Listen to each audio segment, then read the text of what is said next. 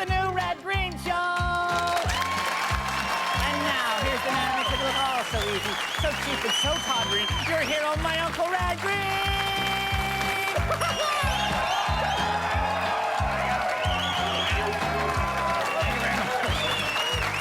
Okay. Oh, boy. Thank you very much. A lot of excitement up at the lodge this week because the bunch of us are going to charter a bus, and we have our wives' blessing to come hell or high water. We're all going down to the Big Smoke, down to Toronto. We're going to watch a Toronto Blue Jays baseball game. Whoa, excellent, excellent. Wow, how come no one ever told me about this trip? You have to ask? You have to answer?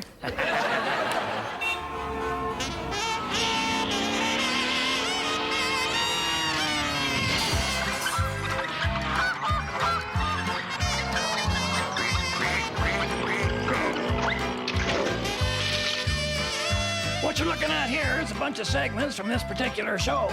The main message being, for gosh sakes, don't even think about changing the channel. I'll tell you something, if you're gonna try and make sense out of this program, you gotta give it your undivided attention.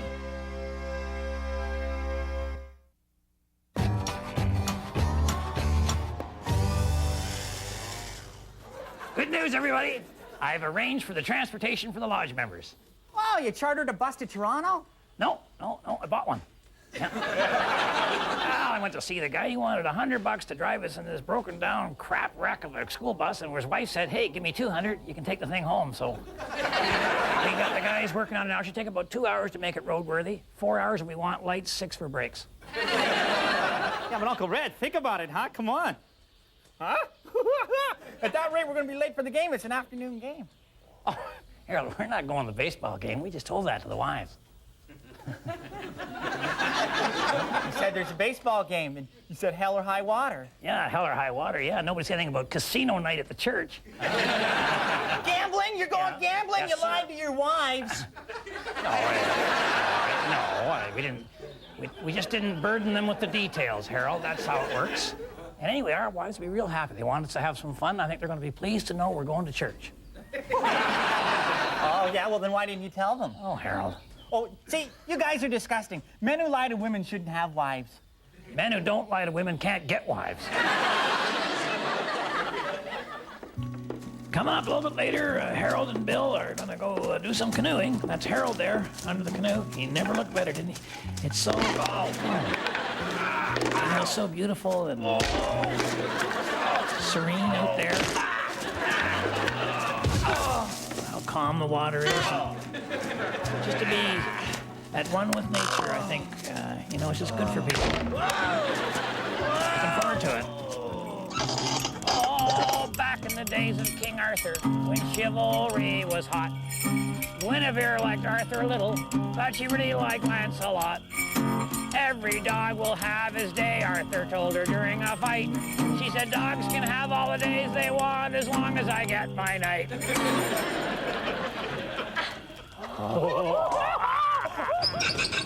Welcome to the Possum Lodge word game! And tonight we're playing for the grand prize of season's tickets to the Winnipeg Jets.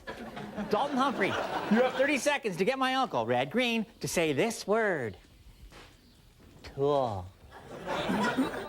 Tool. And go. Okay, a workman is only as good as his... Union. No, okay.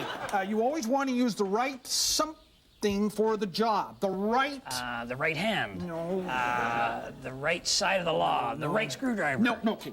Say, your screwdrivers and your saws and your hammers are all... Rusted. No, They are. but- They're broken. They're stolen. No. Smuggled. No, okay, look, at my store... Your store. The screwdrivers Yes. have got hammers Yes. and saws and a Yes. complete line Yes. of... Crap. It is. Bernice! Okay, yeah. She wants you to do a job around the house. You always make sure you've got a good assortment of... Excuses. No, now listen to me. Yeah. When you've run out of excuses, Yeah. you immediately grab for your... Coat. Laxatives. No. What? Time's almost A up. smart workman always blames his... Nephew. Look. The reason you never let Harold help you in the workshop is because he is a... I'm in the room. I know. Close enough? This week on Handyman Corner, I want to talk about tools, or more specifically, tool boxes. You know, it never fails. As soon as you get yourself a complete set of tools, next thing you know, you got friends, neighbors, guys you work with, and family members, all borrowing tools and not bringing them back. So you're left holding the bag. Or more specifically, you're left holding the empty toolbox. So what do you do with an empty toolbox? How about you build a slow cooker? It's dead easy. It's a no-brainer, which, as you know, is sort of my specialty. All right, first thing you want to do after you empty out all the compartments, you want to spray some of that non-stick cooking stuff in there. Just sock that in there. You don't want to have baked on pork and beans ruining the finish on your toolbox. Just a minute.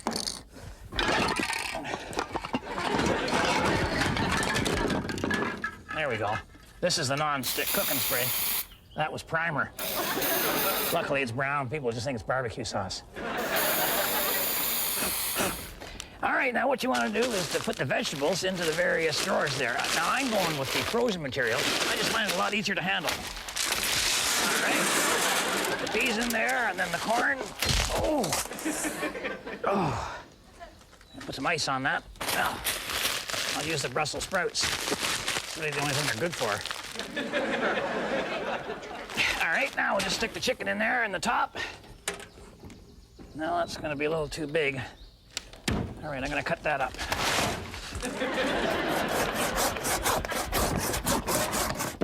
There we go, and by the way, you know, a nice coating of oil keeps your tools from rusting. All right, now what you want to do is to add the potatoes in there around the chicken. French call these apples of the earth. I guess you could make vodka applesauce, but that's another day. And probably a night, and maybe go right through the weekend on that one. So you get those in there, and then you want to add a can of your favorite gravy, eh? Good stuff, but don't open it. Just lie it in there on its side, and close everything up. And you want to seal in all your juices and all your flavoring, and for that job, I recommend you use the gourmet chef's secret weapon, duct tape. All right, now ordinarily, of course, I would do this barbecuing outside, but it's hot out there. I hate that. She's a heat summer. And the beauty of using the toolbox is you can have something like this for a small event, or you can get one of these units and, you know, have the whole gang over. But I would say, do not use the lightweight plastic toolbox to cook in, eh? Otherwise, you end up with something that looks along this line, and, you know, I don't care how much booze you slake into your guests, they're probably not going to take a bite out of that unit.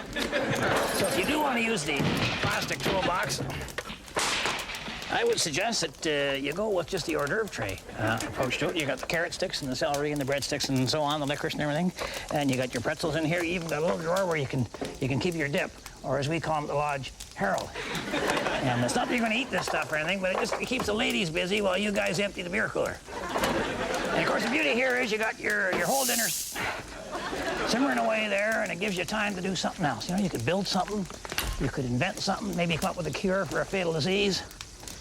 I prefer to just sit and not think about anything. I'll tell you, I'm getting good at it.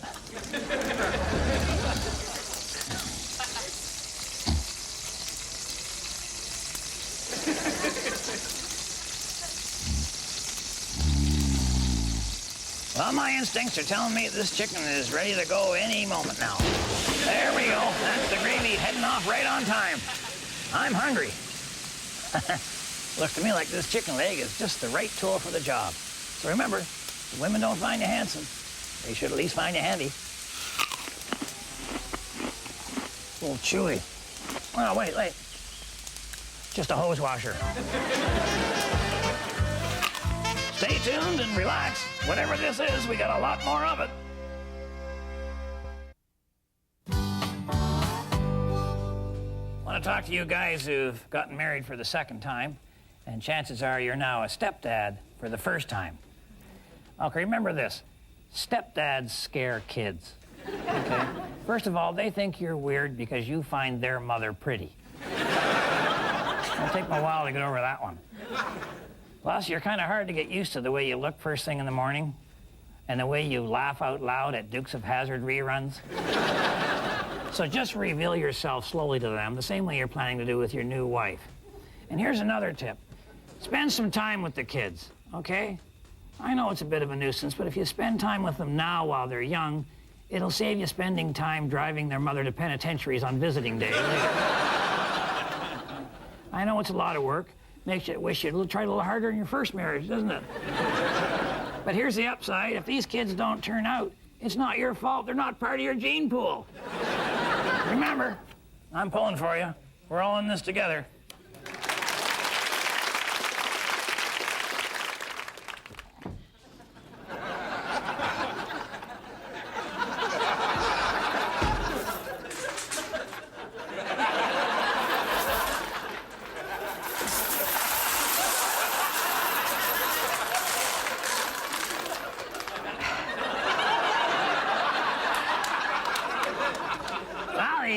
I'll tell you, the church casino night was a huge success. Might have dropped a couple of nickels there, Harold. Oh, didn't notice. Okay, though, there's lots more where that came from. Boy, oh boy, I haven't seen this many nickels since we installed the pay toilet on Mexican night. By golly, we were rolling, huh? We broke the house, we broke the church. They may have to close. Mind you, Our Lady of Luck is a dumb name for a church anyway, you know. I personally think this is terrible, Uncle Red. We bankrupt the house of God. We're all gonna get punished. You know, we're gonna get put somewhere where it's evil, dark, and scary, and smelly, and wet. We're here. Yeah. Actually, it's too bad. They're running the charity casino thing to raise money for a new organ. We bankrupt the organ fund, the orphan fund, and the wine budget. Luckily, the Vatican kicked in some extra cash. Well, $20,000, that's a lot of money. Yeah. Especially when it's in nickels. You know where they made their mistake was letting the Mother Superior program the slot machine. It just kept paying off every time. Unbelievable. I still think it's wrong, though. It's fun, but it's wrong. We've got to return the money. We gotta. No, Harold. We want it fair and square. The tough part's going to be convincing our wives we found 400,000 nickels in the seats of the old bus.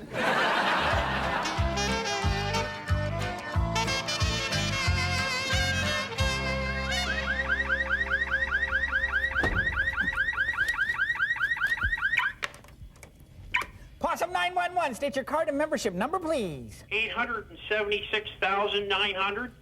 Oh, Teddy, how you doing? What's the emergency? Well, it's not really an emergency, Red. I just wanted to share something with your viewers. Oh, cool. Information exchange. Great. Go ahead. Okay, so I'm unemployed, but the wife works. So I stay at home and do the cooking and the cleaning. Wow. What's that like? It sucks. All I do is feed people and clean up after them. I'm everybody's maid. I mean, how hard can it be to throw dirty laundry in the hamper? You know what's the worst? Wet towels on the bathroom floor with hair on them. Yeah. You should see the towels around here. They're covered. That's not hair.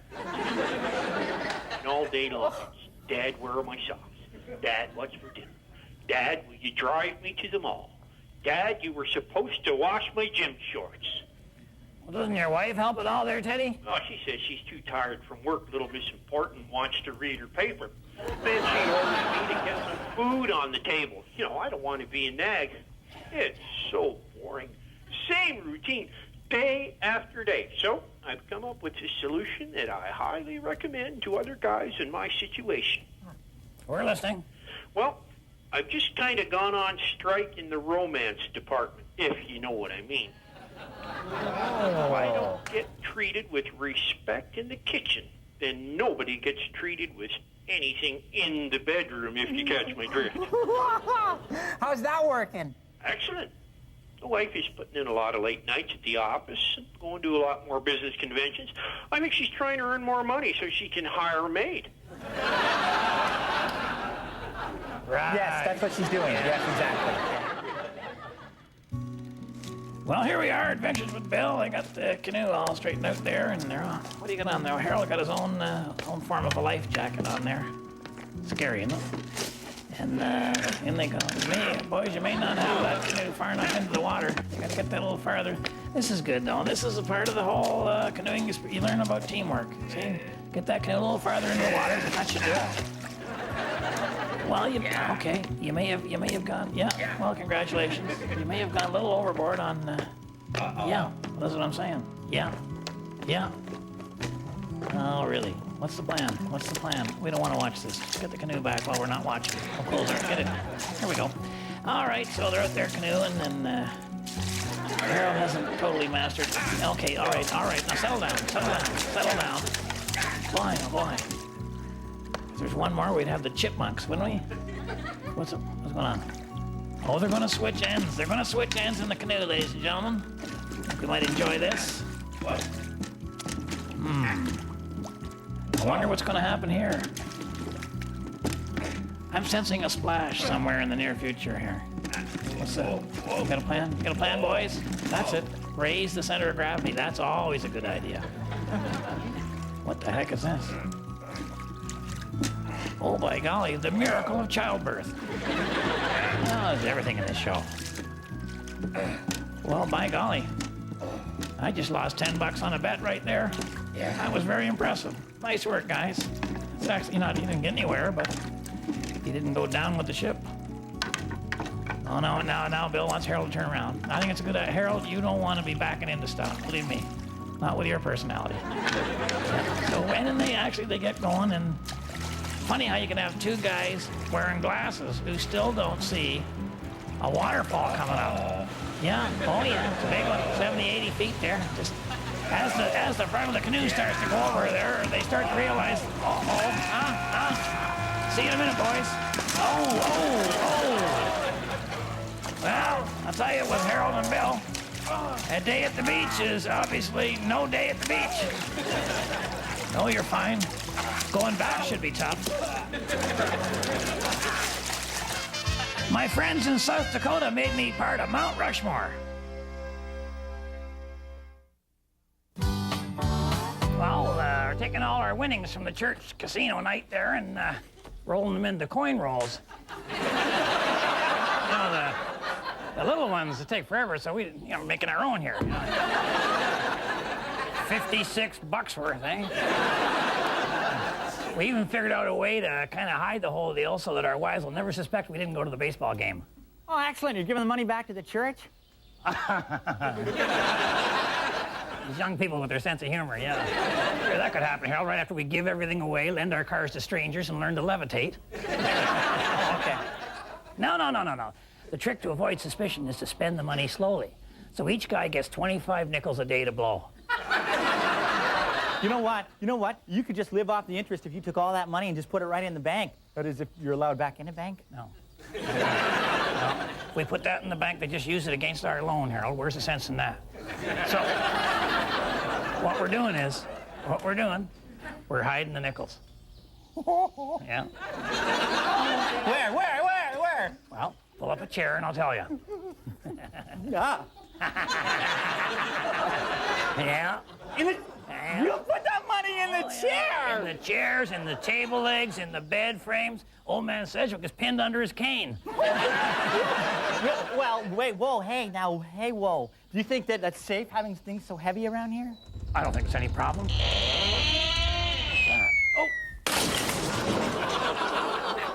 Oh, boy. Oh, it's sagging up there, too. It's sagging.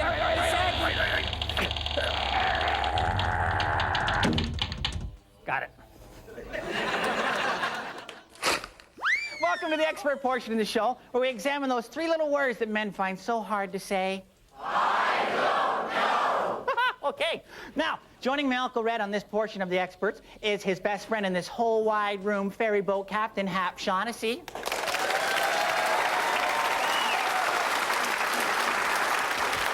All right, letter goes as follows. I'm a university student. After living for a semester in a frat house, I've become a bit of an expert on animal behavior and wildlife. Should I switch my major from television arts to veterinary science, zoology, or wildlife management? I'd say no. Because animals, they have like sharp teeth and claws, right? One time I went to Marine World just outside Port Asbestos, right? And an otter slapped me so hard in the face my taco came out my nose. So I'd say no. Well, better him than me, Harold, I suppose. Yeah. I'll tell you, though, now they have the tranquilizer darts and they got special equipment for animals. It's just not dangerous to do that kind of work anymore. Oh, animals don't need to be drugged. That's just pure laziness. When I worked at the wildlife reserve in Kenya, we used to have to go out and tag the lions, measure them for their height and their weight, and check their teeth and so on. And I never once used a tranquilizer dart to put them asleep. What'd you do? Tell them one of your stories? No. No. I'd wait till he was napping. And then I'd creep out. I'd creep out and I'd measure him from the nose to the tail. And I'd weigh him on a scale, clean his teeth, and staple a tag to his ear. Now, Mr. Shaughnessy, I'm not an expert on lions, and unlike yourself, I've never claimed to be. But, I would imagine that stapling a tag to a lion's ear might, make him wake up and be angry. Yeah, well, that's exactly right, Harold. That's why I tagged the ear last, because they rarely slept through that. But in a good week, I could tag and weigh a whole pride of lions. Well, yeah, you're known for your pride of lion. 4,469, 4,600, 7, not 9. What'd you do that for? We're giving all the stuff back, Harold. All the winnings, the whole deal. Oh, okay, good. Fine, giving it back to the church. Your conscience got up. Your conscience got up. Your conscience got up. Yeah. No, Harold, Bernice caught up to me. I thought you guys weren't going to tell your wives about this money. Well, we weren't, Harold, but, Bernice is like psychic or something, so I go in the house there and I'm, you know me, Mr. Casual, cool as a cucumber, Mr. Poker Face, and I'm sitting there and she says to me, how was the baseball game? I'm going, hey, wait, what do you mean? What are you talking? What are you saying it that way for, eh? I mean, what do you mean, how was the baseball game? What, you think I didn't go? Is that what you're saying? Is that you're accusing me of not going? Hey, it's not my fault the guys went to the casino night over at the church, Very smooth, Uncle Red. After that, she just kind of seemed to be able to put it together. She's psychic, I'm telling you. Yeah. There's the squeal of the possum, so it's meeting time. Yeah, you go ahead, Harold. I'll be right down. Alrighty. And if my wife is watching, I'll be coming straight home after the meeting, and I've collected up all the nickels. We're taking them all back to church. Got every last nickel, every single one. There isn't one. Oh, for gosh. You're good, Bernice. To the rest of you, thanks for watching. On behalf of Harold and myself and the whole gang up here at Possum Lodge, stick on the ice.